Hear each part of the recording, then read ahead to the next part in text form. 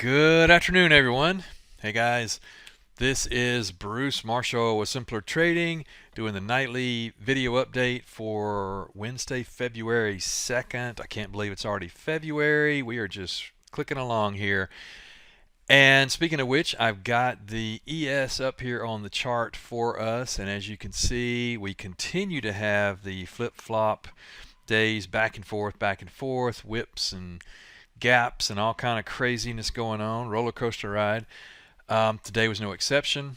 If you look at the light gray is the overnight session in the ES, the black is today's session. So we came in, we were rallying last night, came in here, and look at these zigzag patterns, back, forth, back, forth, back, forth.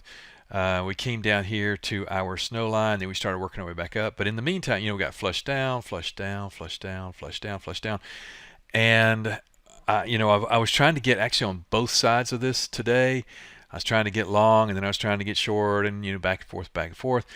And it's tough to do in this kind of market just because, we don't know where the next whipsaw is coming from here.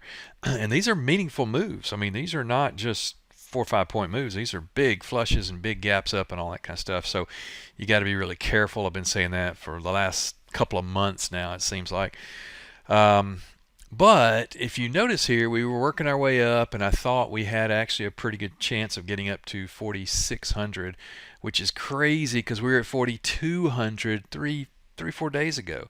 So giant move, higher, and we just keep going, going, going. I thought we'd reach up here and tag this, and then you see this. This is, I'm assuming, the market just closed, and I'm assuming this is from Facebook reporting. Check this out. Boom. So Facebook reported, and I saw the headline saying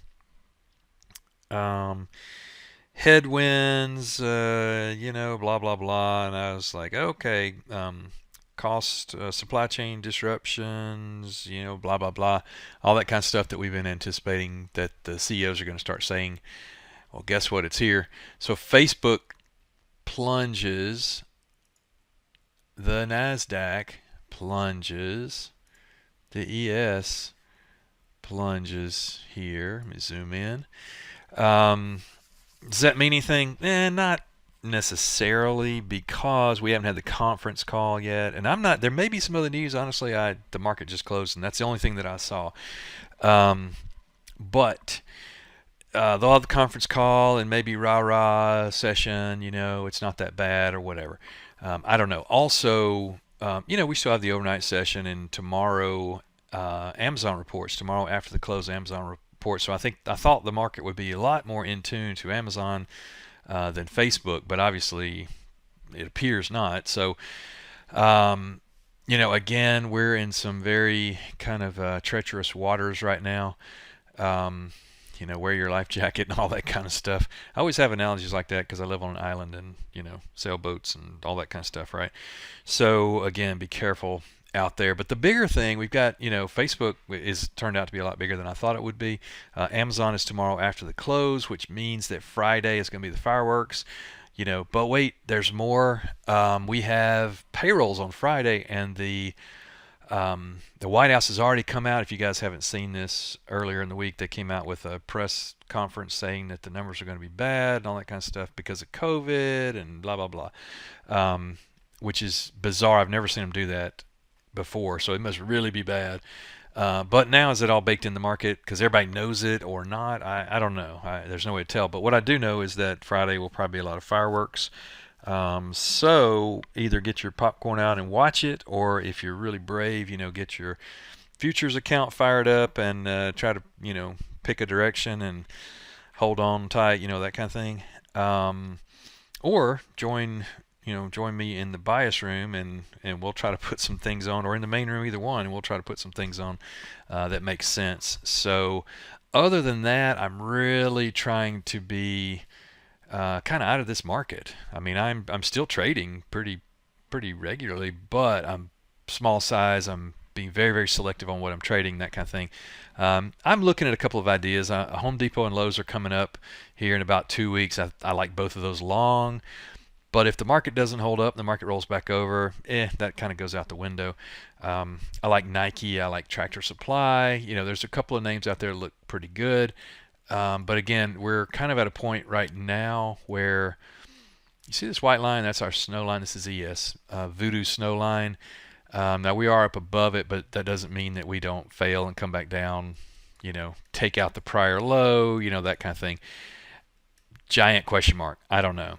But it seems less likely to me that we just keep going higher and higher and take out the all-time high, and it's great, and rainbows and unicorns are jumping everywhere, and that's great, and everything's great in the world, right?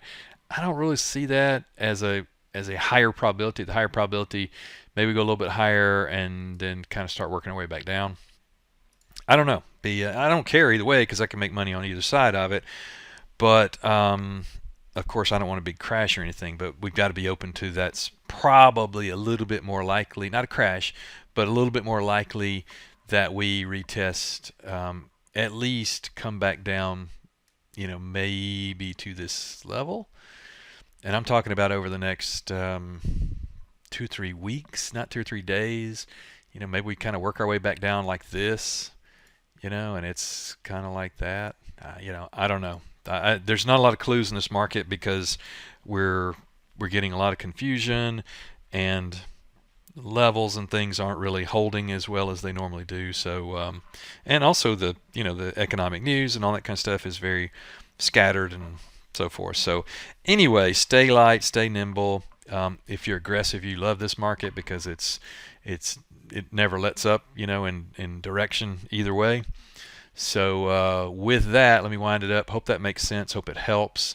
And again, just be very nimble in this market. Use small size. I've stopped myself out of a handful of trades this week, and with tiny losses, then it's better to jump out of the way of a moving freight train than to try to wrestle with it. So be careful out there. So thanks for your time, guys. I really appreciate it, and I will see you at the next update. Take care.